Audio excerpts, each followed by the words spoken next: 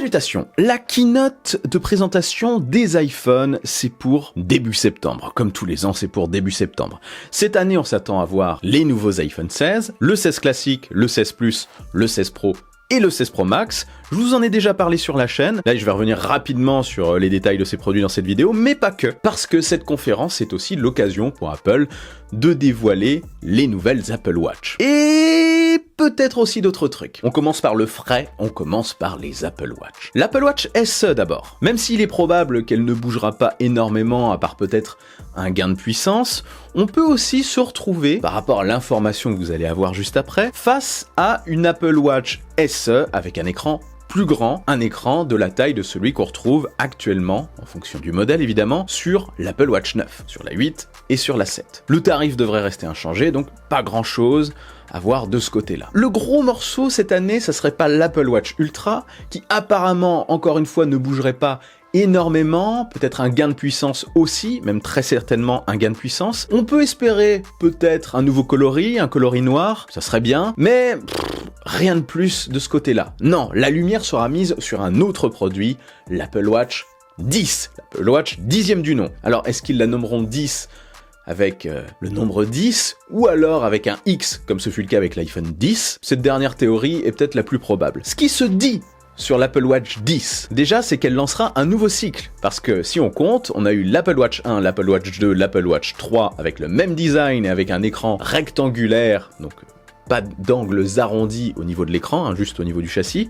L'Apple Watch 4 est arrivé avec un nouveau design, légèrement revu bien évidemment, mais avec un écran qui épousait les formes de l'appareil, et avec d'autres nouveautés côté santé évidemment. C'était pareil pour la 5 et pareil pour la 6. La 7 est arrivée avec un écran plus bord à bord. On s'attendait à un nouveau design, mais ce ne fut pas vraiment le cas de ce côté-là. La 8 et la 9, pareil, même type de modèle. Donc la 10, comme ça fonctionne par 3, lancerait un nouveau design. Mais cette fois-ci, un vrai nouveau design. Il se dit que Apple a bossé sur une nouvelle forme, sur un nouveau produit avec des bordures plus droites. Ça se dit depuis un moment, donc il n'y a pas encore de preuves au moment où je tourne cette vidéo. Peut-être qu'il y en aura d'autres entre la publication et le moment où je la tourne, parce que je vais laisser un petit laps de temps entre les deux. S'il y a d'autres informations d'ailleurs, je les glisserai dans un commentaire épinglé.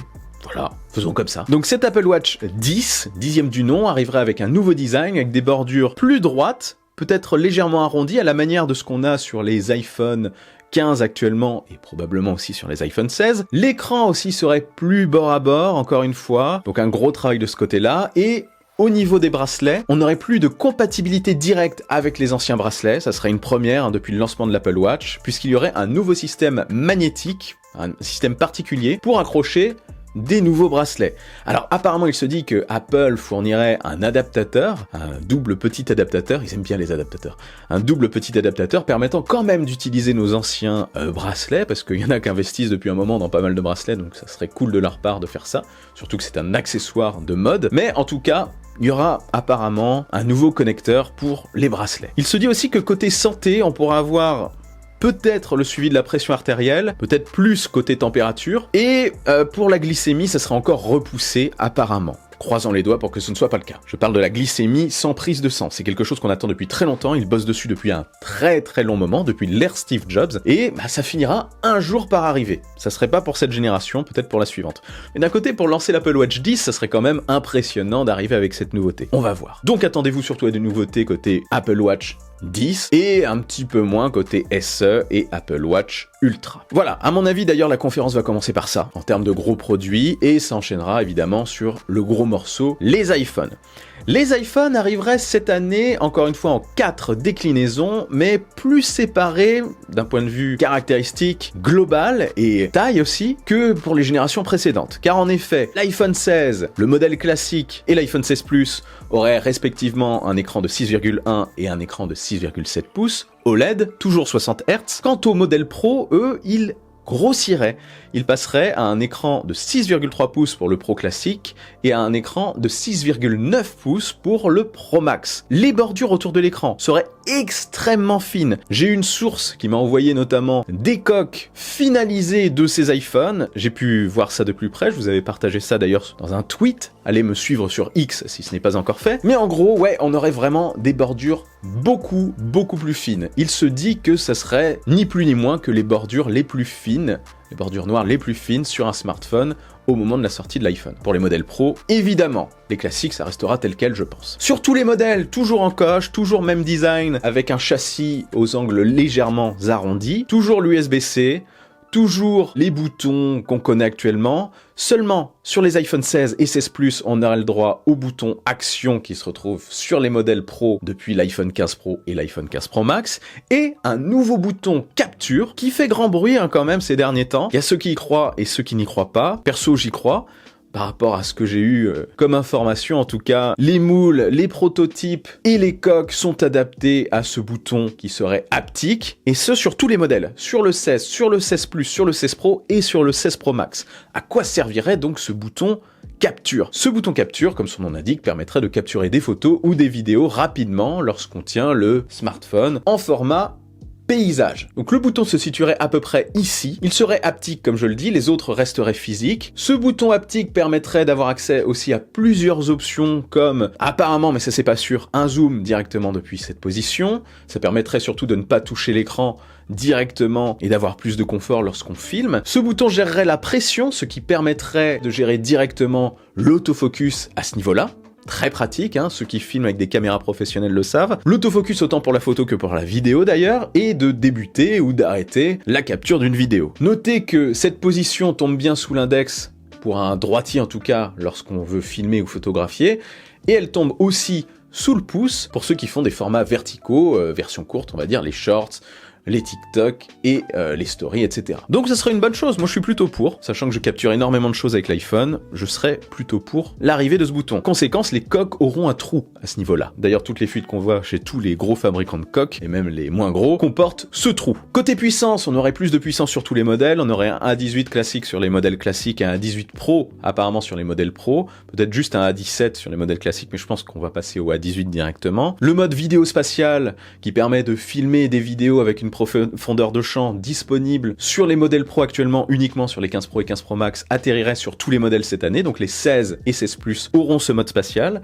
Le bouton capture sera mis en avant par rapport à ce mode spatial, j'en suis certain. Notez qu'il y a déjà un bouton capture sur l'Apple Vision Pro qui permet de visionner ces vidéos spatiales aussi. Ce produit permet de visionner ces vidéos spatiales, mais pas que, parce que le MetaQuest 3 permet aussi désormais de visionner les vidéos spatiales, et ça je trouve ça très cool. Donc vous n'êtes pas obligé d'acheter un Vision Pro ultra cher et surtout en l'état pas destiné à tout le monde. Vous pouvez déjà commencer à regarder vos souvenirs avec un casque beaucoup moins cher. Donc ça, je trouve ça génial. Et sinon, d'un point de vue tarifaire, les modèles classiques ne devraient pas beaucoup bouger. Les modèles Pro pourraient augmenter un petit peu de tarifs du fait de l'augmentation de leur taille, mais c'est pas sûr. Côté batterie, le 16 aurait une batterie supérieure, le 16 Plus verrait sa batterie fondre un petit peu, le 16 Pro aurait une batterie supérieure et le 16 Pro Max aurait aussi une batterie supérieure. Pour les couleurs, on en aurait plus sur les modèles classiques. Je vous les affiche à l'écran, et on aurait aussi une nouvelle couleur pour les modèles Pro, un modèle titane rose viendrait remplacer le modèle bleu cette année. Pourquoi pas? Sinon, le modèle gris naturel, celui-ci là, titane naturel, je veux dire,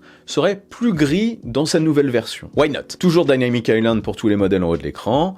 Bref, on va se retrouver avec une gamme, je trouve, très intéressante en fonction de ce que vous recherchez. Côté photo et vidéo, si je l'oubliais, toujours 2 capteurs photo à l'arrière des iPhones classiques. D'ailleurs, le design de ce côté-là changerait pour les iPhones classiques. On aurait plus une forme de pilule et non plus un bloc carré. Les 2 objectifs seront alignés apparemment. C'est ce qu'on voit aussi sur les fuites de coque qu'on m'a envoyées et sur les prototypes dont on m'a parlé. Le but serait, encore une fois, la vidéo spatiale. Parce que pour une vidéo spatiale, la capture se fait avec la caméra principale et l'ultra grand angle. Voilà. Pour les modèles Pro, on aurait toujours 3 objectifs, positionnés comme on le voit actuellement, comme ceci, avec le scanner lidar en dessous, le flash, et toujours un classique, un ultra grand angle et un téléobjectif. L'ultra grand angle passerait par contre à 48 mégapixels sur les pros, ce qui est plutôt sympa. On peut s'attendre pour les 17 à l'arrivée d'un téléobjectif périscopique plus qualitatif sur tous les modèles. D'ailleurs, l'objectif périscopique x5, disponible actuellement uniquement sur les 15 Pro Max, atterrirait sur le 16 Pro et sur le 16 Pro Max. Donc il n'y aurait pas de différence de ce côté-là,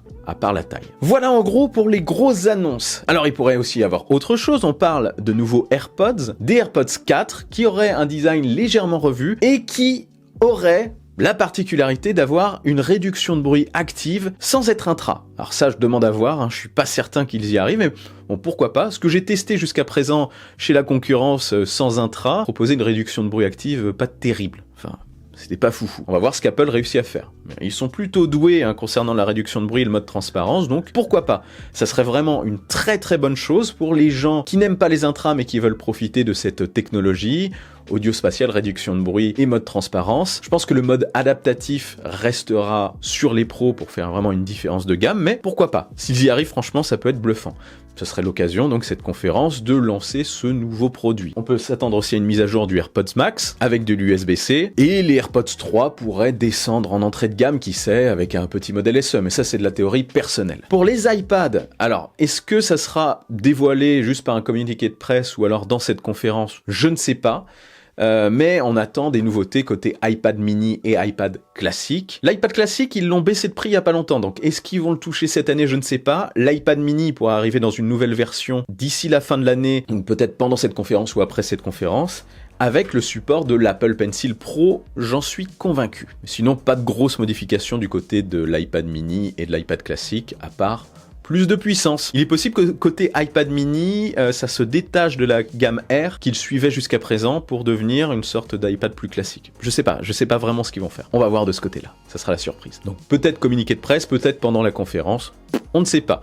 Il est aussi probable qu'Apple en dise plus encore sur des fonctionnalités IA, qu'ils ont commencé à dévoiler lors de la WWDC et qu'ils pourraient annoncer encore une fois avec les nouveaux processeurs disponibles sur ces nouveaux iPhones, des fonctionnalités particulières. Voilà, sinon un one more thing, ce petit moment où Apple annonce quelque chose de surprenant, une petite surprise, j'y crois pas tellement cette année, même si je souhaite qu'Apple dévoile des lunettes IA avec peut-être une petite interface en réalité augmentée basique, même si on est un petit peu, c'est un petit peu trop tôt en 2025 pour ça, peut-être un affichage simple. Ça serait bien parce que ça commence à se déployer assez vite du côté de la concurrence, et je pense que ce produit pourrait trouver sa cible, s'il est couplé avec un iPhone. Un wearable supplémentaire qui pourrait être très utile au quotidien avec une petite caméra. Enfin, allez voir ce que fait Meta, c'est très intéressant. Voilà, j'ai à peu près fait le tour, je crois. C'était une vidéo sans notes. En tout cas, ça sera pour début septembre. On en reparlera évidemment en long, en large et en travers sur la chaîne. Je testerai les produits sur la fin de l'année comme je le fais tous les ans. Au moins un iPhone et peut-être l'Apple Watch. On va voir. Et je profite aussi de cette petite vidéo pour vous souhaiter de bonnes vacances, car je pars en vacances et je reviens en septembre. Je serai quand même actif, je pense, sur X. Vous pourrez me retrouver sur X. Il y a des nouveautés ponctuelles qui pop. J'en parlerai ici. Je serai là. Et profitez de l'été, les amis. Dites-moi en commentaire d'ailleurs quel produit vous attendez le plus pour cette conférence. Plus l'Apple Watch 10, un iPhone, lequel? Peut-être que vous attendez les nouveaux iPhones pour prendre un ancien parce que ils vont baisser aussi. D'ailleurs, ils ont déjà commencé à baisser. Tiens, je vais mettre des liens dans la description si je trouve des trucs intéressants. Bref, n'oubliez pas le bon pouce en l'air qui claque, l'abonnement de force. Je suis aussi sur les réseaux sociaux. Vive la technologie, vive le futur et rêvez les amis.